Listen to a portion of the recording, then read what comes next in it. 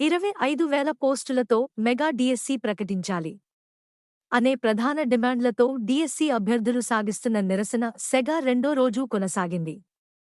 సోమవారం ఉదయం నుంచి మంగళవారం మధ్యాహ్నం వరకు పట్టువీడని విక్రమార్కుల్లా నిరుద్యోగులు ఆందోళన బాట వీడలేదు. సోమవారం ఉదయం లగ్డీకాపూల్లోని విద్యాశాఖ డైరెక్టరేట్ వేదికగా నిరుద్యోగులు మొదలుపెట్టిన నిరసన రాత్రి పగలు అనే తేడా లేకుండా సాగింది. సోమవారం రాత్రి పేట్లబురుజులోని సిటీ ఆర్మ్ రిజర్వుడ్ హెడ్క్వార్టర్స్లో తీవ్ర ఇబ్బందులు ఎదుర్కొన్న అభ్యర్థులు అర్ధరాత్రి ఉస్మానియా యూనివర్సిటీకి చేరుకున్నారు. ముఖ్యంగా మహిళా అభ్యర్థులు సైతం మంచినీళ్లు, తిండి లేకుండా 10 కిలోమీటర్లకు పైగా నడిచి మరీ క్యాంపస్ చేరుకున్నారు. కొందరు విద్యార్థినులు కాళ్లకు చెప్పులు లేకుండానే నగర రోడ్లపై నడుచుకుంటూ ఉస్మానియా యూనివర్సిటీకి వెళ్లారు. అక్కడ రాత్రంతా తమ నిరసనను కొనసాగించారు. అనంతరం మంగళవారం ఉదయం తిరిగి మళ్లీ పోలీసులు యూనివర్సిటీకి వచ్చి నిరుద్యోగులను అరెస్టు చేశారు.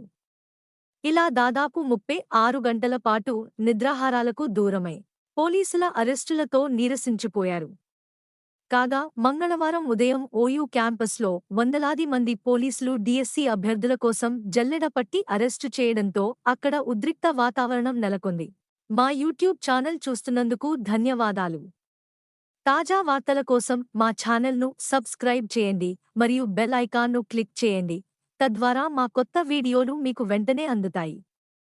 మీ అభిప్రాయాలు కామెంట్స్లో పంచుకోండి. తదుపరి వీడియోలో కలుద్దాం. ధన్యవాదాలు.